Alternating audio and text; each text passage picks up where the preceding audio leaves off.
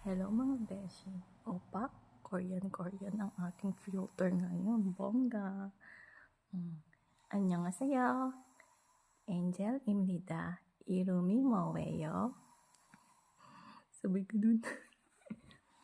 So, ayun nga. Nandito kami ngayon sa bahay sa bundok kasi nagpadasal na naman yung sa may kapitbahay naming namatay. No, nakipagdasal na naman kami doon. Tapos, kakatapos lang namin kumain. So, umuwi kami para mag-siesta. Kasi dito uso yung pagkakain ng tanghalian na tutulog. O, tignan mo yung asawa ko. Knockout! Naghihilik pa yan. Ipapasilip ko sa inyo yung aming munting village. Nagkuha-kuha ako ng konting video. Ganyan. Tapos, dito, maganda dito yung peaceful. Tapos, paggising mo, mga huni ng ibon yung maririnig mo. Ganyan. Nakaka-boring din, lalo na kasi ngayon walang masyadong tao kasi nandun sila lahat sa city, nagwo-work. Ang mga nandito lang naiiwan, mga Lauren, mga mga matatanda, sila yung mga bantay sa mga bahay-bahay dito. So yun, tapos ang hirap din kasi hindi pa ako masyadong marunong nung salita nila. Kasi hindi naman Mandarin yung salita nila. Ang inaaral ko Mandarin, tapos yung salita nila Hokkien. Parang sa Taiwan yung salita nila. Kasi malapit lang tong po dyan sa Taiwan. Ayan, silipin natin ang kapaligiran. Ayan yung ancestral house, ginagawa pa. Sa Peng clan yan, lahat ng Peng nandiyan. Meron ditong ilog. Tapos, ito yung kulay pulang roof. Yan yung dirty kitchen. Diyan naglalagay si mother-in-law. Ito pala yung sa may rooftop sa 4th floor.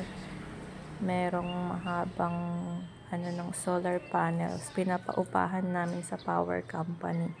Ayun yung pinto namin, pinto ni second brother, pinto ni third brother.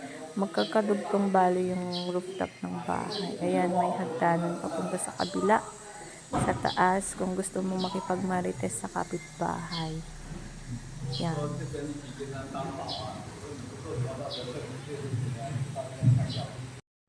So, ayun, kung mapapansin ninyo, mga bahay dito, malalaki talaga, normal na yung 3rd floor. Yun yung pinaka-normal na bahay dito. Magkakatalo na lang talaga sa design, yun sa interior, kung nakakaangat-angat ng konti sa buhay. Pero kadalasan dito parang pare-parehas lang, mga middle class, ganyan. Kasi hindi mo naman masasabing as in super mahirap talaga. Kasi dito kasi nagtatanim lang din sila ng mga gulay dyan sa baba. Dyan, makikita nyo dun sa video, may mga taniman ng gulay, ng palay, kung ano-ano. So, ayan lang muna for today's video, mga beshi. Sa susunod ulit.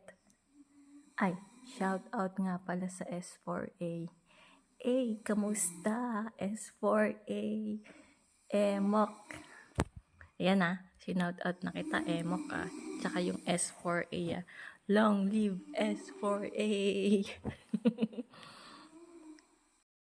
Basta, huwag kakalimutan, kapag kailangan ng cans, alam niyo na kung saan kayo pupunta. Syempre, sa Outlines Trading lang. Ang pinakamabangong Simax at One Take. Bye-bye.